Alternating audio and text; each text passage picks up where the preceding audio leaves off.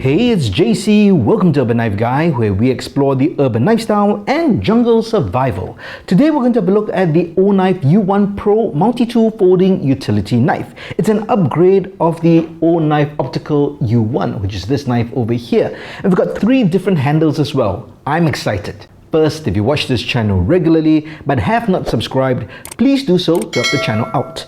And if you'd like to support the channel even more, do check out my shop links in the pinned comment or description below. You can even join as a channel member for exclusive content. Thanks a lot. A shout out to Oknife for sending me these knives. Now, I own the Optical U1 and I've done a review on it. You can check out the link in the card above or description below. It's a really nice folding knife, great fit and finish. This is the carbon fiber inlay and it is a folding utility knife, so you can actually replace the knife, but just see that knob there, just turn it to unlock and you can remove the blade like that and you can switch it out.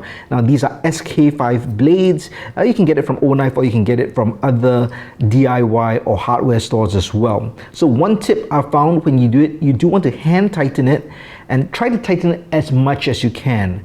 Now if you use a mini multi-tool pliers to tighten it, you won't be able to unloosen it with your fingers, and if you ever need to switch it out in a pinch or get rid of the blade because maybe you're going through airport security, you won't be able to do it without the multi-tool. So just hand tighten it, but make sure it's nice and tight. And generally for tasks that you're using this particular knife, it shouldn't be too heavy duty, so you shouldn't be using so much force that it's gonna unloosen and it's gonna fall out. But I would say before every usage, I would probably just tighten it, especially if I'm cutting through something thicker. But overall, I think this knife is great, so I'm excited to see the upgraded version and to see what the difference is. And I've got 3 different handles. I've got green micarta, the carbon inlay, and the dessert warrior finish, or the donut sprinkles finish. Now, I'm going to open them up, but all the boxes are basically the same except for the graphic in the front. So let's open this up and then we'll come back and have a look at these knives. So I just wanted to show you that all the knives come in this kind of a packaging. So you open up the top of the packaging, you can tear that, but I just open it up, it's scotch tape. You do have the knife and it's wrapped up in plastic. There is a silica gel pack and then you get some instructions on how to use the tool. You also have this, a mini pry bar tool. I don't remember the original coming with this, not sure if it's a new edition. And then you have kind of a readme product highlight feature over here. But basically every single one of these come with this pry bar tool, and then you get this packaging. So just to give you an idea of the unboxing experience. Right, let's have a quick look at this. So this is really just kind of a keychain pry bar made of stainless steel. You've got a cap lifter, flathead screwdriver, lanyard holder. And I guess this is kind of a wrench box spanner. And then we've got some jimping over here. I'm not sure if these are supposed to be wire strippers. Let's see if the instructions talk about this tool. Let's just open this up.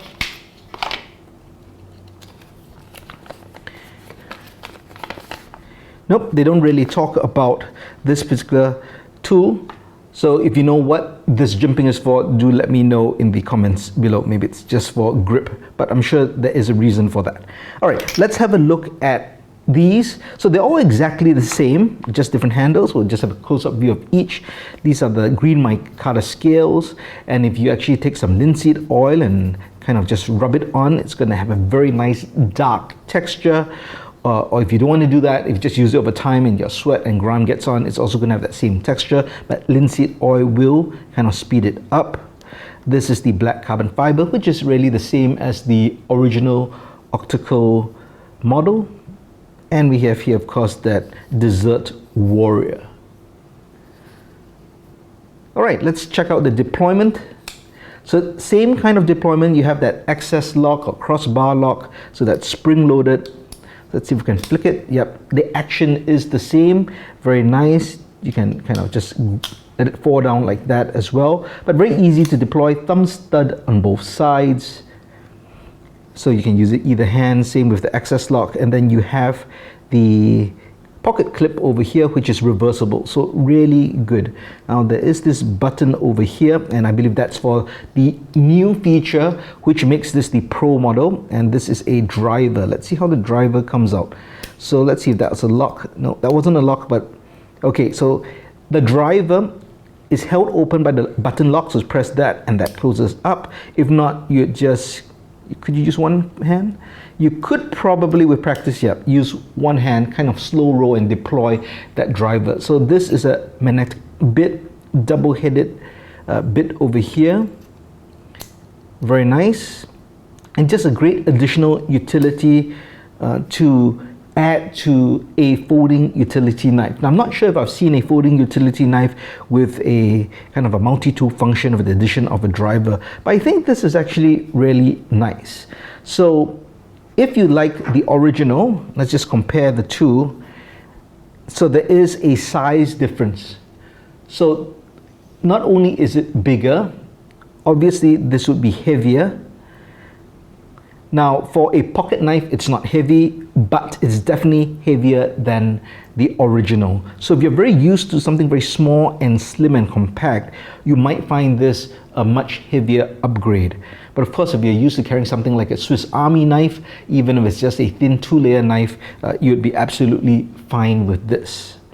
So my wife actually likes to carry this, even though she's got a baby banter from Civivi. She likes to carry this maybe because it's light, very sleek and very thin, although the baby banter is very small as well. But for a reason, she carries this a lot. So I thought she might like to upgrade to this, but I'll be interested to hear her opinion whether it's too heavy and bulky for her. She carries it in the handbag. So that's a consideration if you're thinking about the upgrade. There is a significant size difference in terms of the length, slightly thicker, and obviously heavier. In terms of the width, they're virtually identical. And of course, they use the same SK5 blades, so no difference there, and the mechanism would be the same as well. So the main difference would be with the driver over here, which I think is a great addition, right? If you think about a multi-tool and something like this, a utility knife is something you'd be using for DIY projects, simple repairs, and just to have a handy tool. And of course, having a driver just adds to that functionality. So I can see this being a welcome addition as well, even if it's for EDC or for a toolkit. Now, one of the advantages of such a folding utility knife with a removable blade is the fact that you can get through airport security. I shared a story in a previous video where I mentioned I was on a trip to Bangkok and I was running late, so they wouldn't accept my check-in luggage, so I had to carry my EDC pouch on my hand carry luggage, and I had this knife with me, so I could easily remove the blade and I could bring this up onto the plane. So that's the advantage of having a folding utility knife like this. However, take note, even if you remove the blade for this particular knife, some airlines might have a problem with this being a multi-tool.